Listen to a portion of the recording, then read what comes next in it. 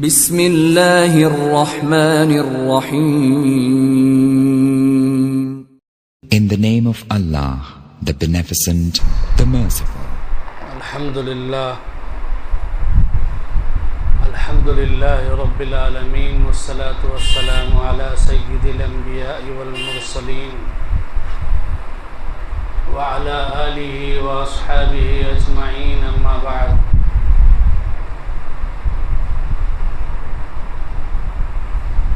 وعن ابی ہریرہ رضی اللہ تعالی عنہ قال قال رسول اللہ صلی اللہ علیہ وسلم: الایمان بضع وسبعون شعبۃ فافضلها قول لا الہ الا اللہ وادناها اماطۃ الاذى عن الطریق والحیاء شعبۃ من الایمان. صدق اللہ العظیم وصدق رسولہ النبی الکریم ونحن علی ذلک من الشاہدین والشاکرین. محترم بزرگوں اور دوستو، میں نے آپ حضرات کے سامنے بخاری شریف اور مسلم شریف کی ایک چھوٹی سی حدیث بیان کی ہے. اس کا معنی یہ ہے، اللہ تبارک و تعالی اللہ کے نبی صلی اللہ علیہ وسلم فرماتے ہیں: الایمان بضع وسبعون شعبۃ، ایمان کی 70 سے بھی زیادہ شاخیں ہیں. فافضلها قول لا الہ الا اللہ، ان شاخوں میں سب سے افضل، سب سے اعلیٰ شاخ لا الہ الا اللہ کہنا ہے. وَأَدْنَاهَا إِمَاطَةُ الْأَذَى عَنِ الطَّرِيقِ، اور ان شاخوں میں سب سے ادنا درجے کی شاخ تکلیف دہ چیزوں کو، تکلیف دینے والی چیزوں کو راستے سے ہٹانا ہے. وَالْحَيَاءُ شُعْبَةٌ مِّنَ الْإِيمَانِ، شرم، حیا، یہ بھی ایمان کی ایک شاخ ہے. بزرگوں اور دوستو، اللہ کے نبی صلی اللہ علیہ وسلم نے اس حدیث میں ہمیں یہ بتلائی ہے کہ ایمان صرف کلمہ پڑھ لینے کا نام نہیں ہے. کلمہ بھی پڑھنا ہے، اسی کے ساتھ ساتھ ایمان کے جتنے بھی تقاضے ہیں ان تمام کو پورا کرنا. اسی لیے اللہ کے نبی نے فرمایا کہ ایمان کی 70 سے اوپر کچھ شاخ ہے، تو اس میں اعلیٰ درجہ لا الہ الا اللہ کا اقرار، وحدانیت کا اقرار، توحید کا اقرار کہ اللہ ایک ہے، اللہ کے سوا کوئی عبادت کے لائق نہیں، دنیا کا ہر کام اللہ ہی سے ہوتا ہے، غیر اللہ سے کچھ نہیں ہوتا، اللہ ہی روزی دینے والا ہے، اللہ ہی صحت دینے والا ہے، اللہ ہی بگڑی بنانے والا ہے، اللہ ہی حاجتیں پوری کرنے والا ہے. تو بہرحال جتنی بھی دنیا میں چیزیں ہوتی ہیں، جتنے بھی دنیا میں حالات آتے ہیں، سب اللہ ہی لاتے ہیں، سب اللہ ہی کرتے ہیں. تو یہ ایمان کی اہم بنیاد ہے. اس سے ہمارا اللہ سے تعلق مضبوط ہوتا ہے. جب یہ یقین، جب یہ ایمان ہمارے اندر پیدا ہو جاتا ہے تو پھر ہم اللہ کے حکموں پر اپنی جان، اپنا مال، اپنی دولت، دنیا کی ہر پسندیدہ چیز ہم قربان کرنے کے لیے تیار ہو جاتے ہیں. حضرات صحابہ کے اندر جب ایمان کی یہ بنیاد آ گئی، جب یہ اہم شاخ جب صحابہ کرام کے اندر آ گئی تو ان کے لیے ہر کام کو کرنا آسان ہو گیا. دین کے لیے اپنی ہر چیز کو قربان کرنا آسان. انہوں نے اپنی جان قربان کر دی، اپنا مال قربان کر دیا، اپنے اولاد کو قربان کر دیا، اپنی پسندیدہ محبوب چیز کو قربان کر دیا. حضرت ابو بکر رضی اللہ تعالی عنہ کے چھوٹے بیٹے تھے حضرت عبد الرحمن رضی اللہ تعالی عنہ.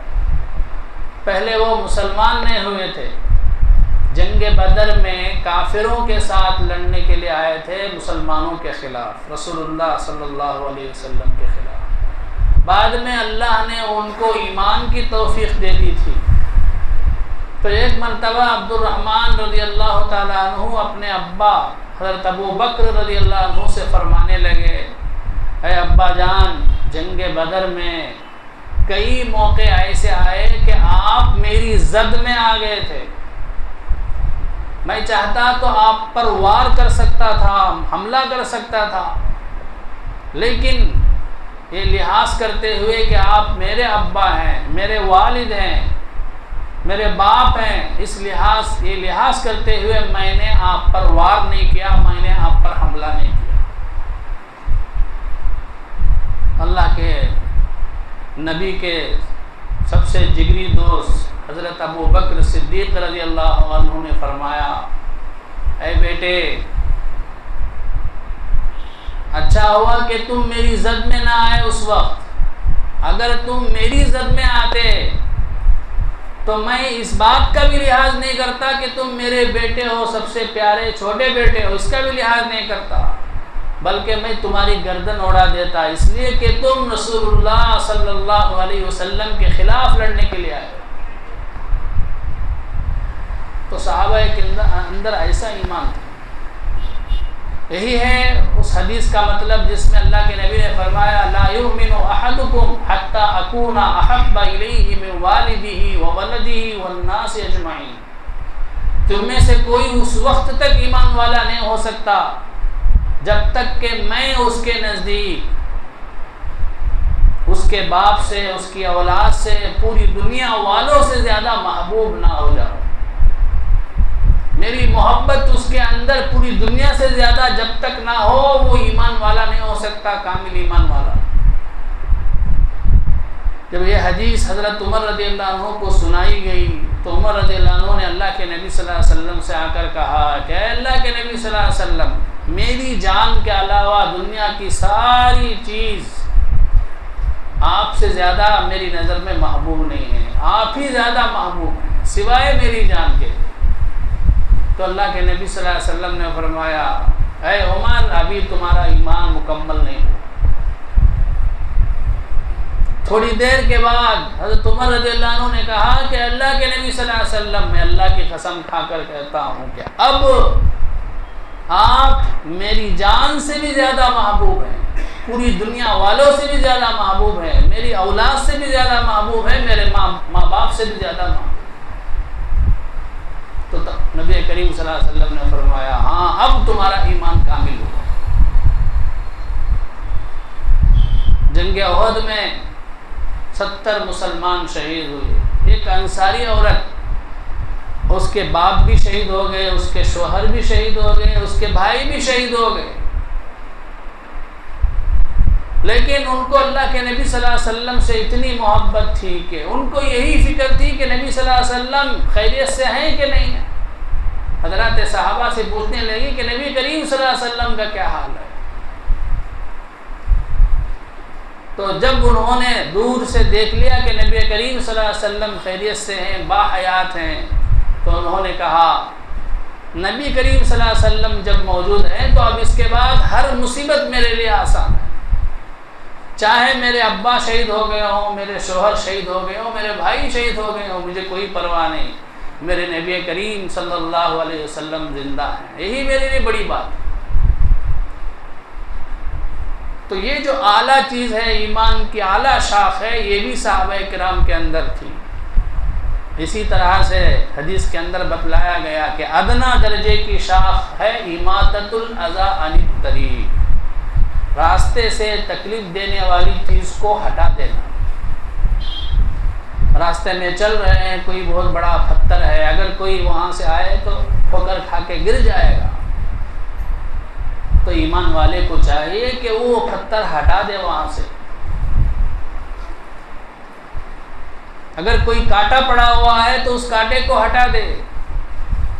کوئی گڑھا بنا ہوا ہے، رات میں آئیں گے تو بائک میں گاڑیوں میں آئیں گے تو پھنس جائیں گے، وہاں گر جائیں گے، تو اس کو بند کروا دے۔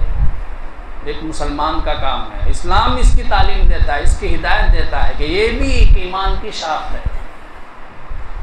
کہ اپنی ذات سے نہ کسی مسلمان کو تکلیف پہنچے، نہ کسی غیر مسلم کو تکلیف پہنچے۔ اماطۃ الاذی عن الطریق، راستے میں کوئی تکلیف دینے والی چیز ہو اس کو بھی ہٹائیں، اور ہم بھی کوئی تکلیف دینے والی چیزیں راستے میں نہ ڈالیں۔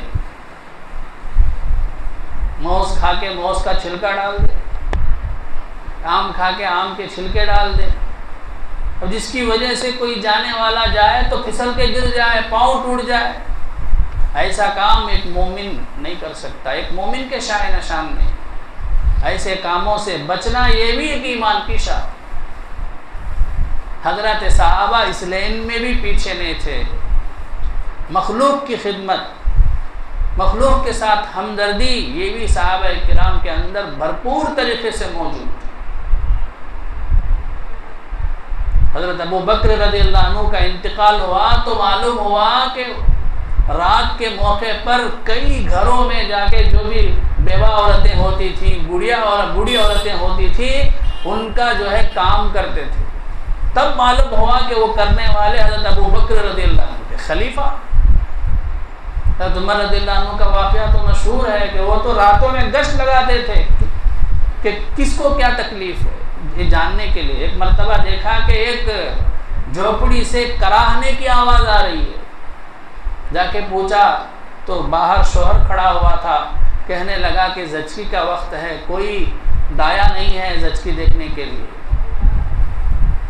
تو فوراً گئے، اپنے گھر والی کو تیار کیا کہ جلدی سے آؤ، سامان تیار کر لو، ایک جگہ جو ہے زچگی دیکھنے کے لیے جانا ہے۔ فوراً اپنی گھر والی کو، اہلیہ کو، وقت کے خلیفہ امیر المومنین کی بیوی، ایک معمولی سے جھوپڑی میں رہنے والی کی زچگی دیکھنے کے لیے آئی اور دیکھا۔ اس کے بعد بچہ پیدا ہوا تو اہلیہ نے کہا کہ اے امیر المومنین، اپنے ساتھی کو خوشخبری دیجیے کہ لڑکا پیدا ہوا۔ تب جا کے معلوم ہوا اس جھوپڑی والے کو کہ یہ تو امیر المومنین ہے، خلیفۃ المسلمین۔ تو حضرات صحابہ اس درجے جو ہے مخلوق کی راحت رسانی کا خیال رکھتے تھے۔ ہمارے قریب کے بزرگوں میں سے حضرت مولانا مفتی عزیز الرحمن صاحب عثمانی رحمۃ اللہ علیہ، دارالعلوم دیوبند کے مفتی اعظم، فتاوی دارالعلوم بول کے کئی جلدوں میں چھپی ہوئی، اس میں حضرت کے فتاوے بہت ہیں۔ ان کے بارے میں آتا ہے کتنے بڑے وقت کے مفتی اعظم، دارالعلوم دیوبند کے مفتی، معمولی بات نہیں ہے۔ ایشیا کا سب سے بڑا عظیم مدرسہ، عظیم درسگاہ ہے دارالعلوم دیوبند، وہاں کا مفتی ہونا، وہاں کا استاد ہونا یہ کوئی معمولی بات نہیں ہے۔ وہاں داخلہ لے کے پڑھ لینا ہی بڑی بات ہے۔ ویسا مدرسہ، وہاں کے مفتی اعظم کا حال یہ تھا کہ روزانہ عصر کی نماز کے بعد اپنے محلے کے گھر گھر میں جاتے تھے، دستک دے کر پوچھتے تھے کہ بازار سے کوئی چیز کی ضرورت ہے۔ گھر سے آواز آتی کہ مفتی جی ہمیں پیاز چاہیے، مفتی جی ہمیں سبزی چاہیے، مفتی جی ہمیں جو ہے دال چاہیے۔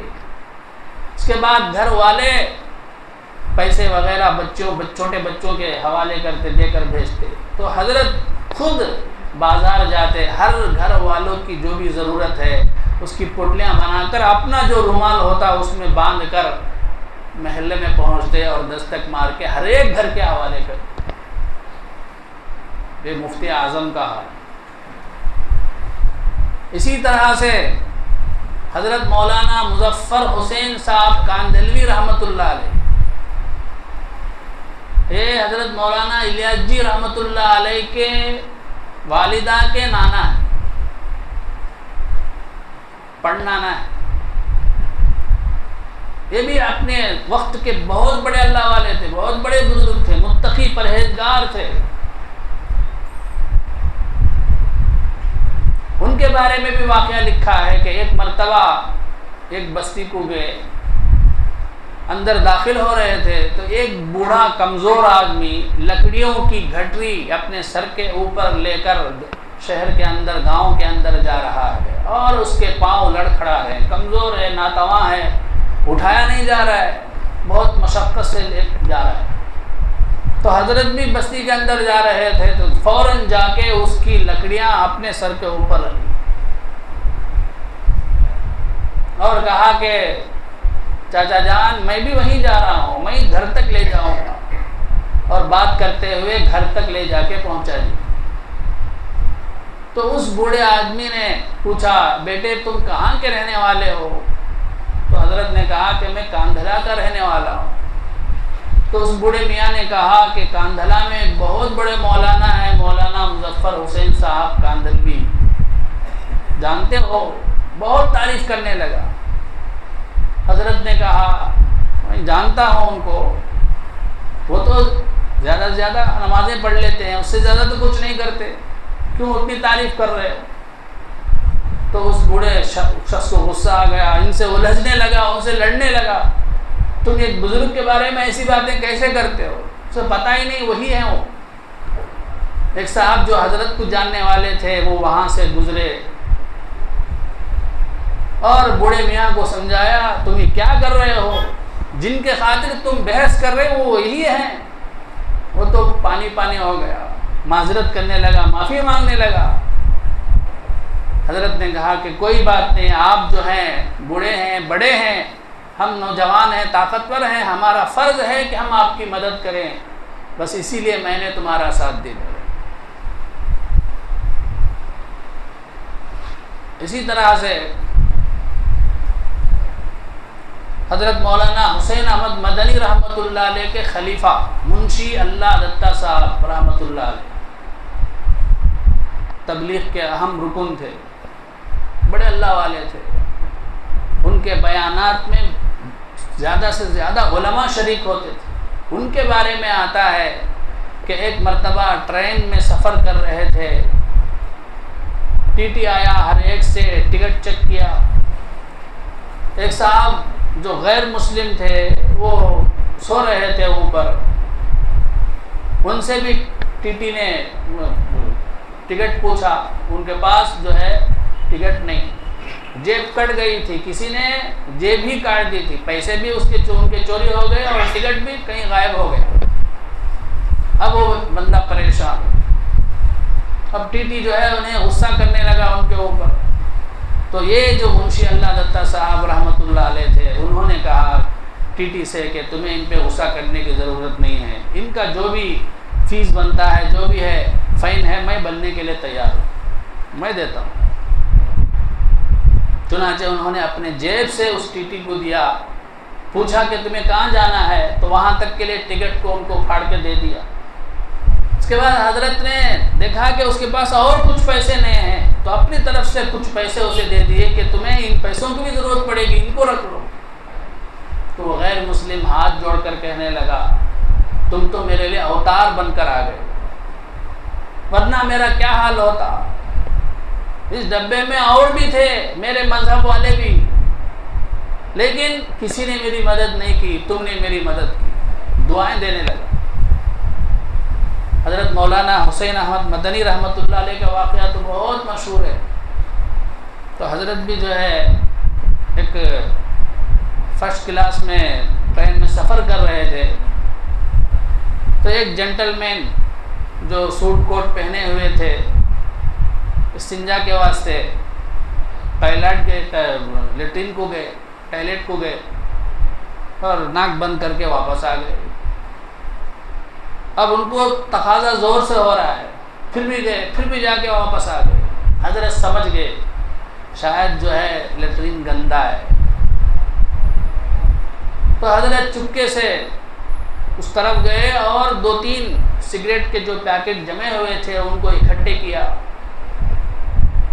اور جا کے دیکھا تو بہت گندا تھا۔ حضرت نے اپنے ہاتھوں سے، حضرت مولانا حسین احمد مدنی رحمۃ اللہ علیہ، اللہ اکبر، کتنے بڑے اللہ والے، کتنے بڑے شیخ، کتنے بڑے محدث دارالعلوم دیوبند کے، گئے اور جا کے اپنے ہاتھوں سے سگریٹ کے ڈبوں کے ذریعے سے اس جو ہے لیٹرین کو صاف کیا. اس کے بعد پانی ڈال کے بالکل صاف کر کے واپس آئے اور آ کر ان سے کہا کہ آپ کو شاید تقاضا ہو رہا ہے، میں ابھی جا کر آیا، بالکل صاف ہے، آپ جائیے. یہ نہیں کہا کہ میں صاف کر کے آیا. اب وہ بندہ جا کر دیکھا تو بالکل صاف و شفاف. تو بزرگوں اور دوستوں، ہمارے اکابرین نے اس طرح سے مخلوق کی خدمت کی ہے. یہ نہیں دیکھا کہ مسلمان ہیں غیر مسلم ہیں. تو ہمیں اس لائن سے بھی خدمت کرنی چاہیے، کیونکہ یہ بھی ایک ایمان کا تقاضا ہے. صرف نمازیں پڑھتے رہیں، عبادات و مجاہدات کرتے رہیں، چلے پہ چلے لگاتے رہیں اور عوام کی، مخلوق کی کوئی خدمت نہ کریں. محلے میں بیوہ بہت رہتے ہیں، محلے میں جو یتیم بچے بہت رہتے ہیں، غریب لوگ بہت رہتے ہیں اور ان میں بہت سے بیمار رہتے ہیں جن کے علاج کے لیے کوئی سامان نہیں ہوتا. تو ان کے لیے بھی ہمیں فکر کرنی چاہیے. تبھی جو ہے ہم صحیح ایمان والے ہوں گے، صحیح کامل و مکمل جو ہے ایمان والے کہلائیں گے. اور اس زمانے میں اگر جبکہ ہمارے پورے ملک میں فرقہ وارانہ ایک جو ہے ماحول گرم ہو گیا ہے، مسلمانوں کو غلط نگاہ سے دیکھا جا رہا ہے، اس طور پر اگر ہم خدمت کریں گے مسلمان اور غیر مسلم کی تمیز کے بغیر، تو بزرگوں اور دوستوں اسلام کے بارے میں ان کے خیالات بدلیں گے. اس لیے ہمیں اس لائن سے بھی سوچنے کی ضرورت ہے، فکر کرنے کی ضرورت ہے. اللہ تبارک و تعالیٰ مجھے بھی اور آپ کو بھی خدمت کرنے کی، اس طرح خدمت کرنے کی توفیق عطا فرمائے اور کہی ہوئی باتوں پر عمل کرنے کی توفیق عطا فرمائے. آمین وآخر دعوانا الحمدللہ رب العالمین.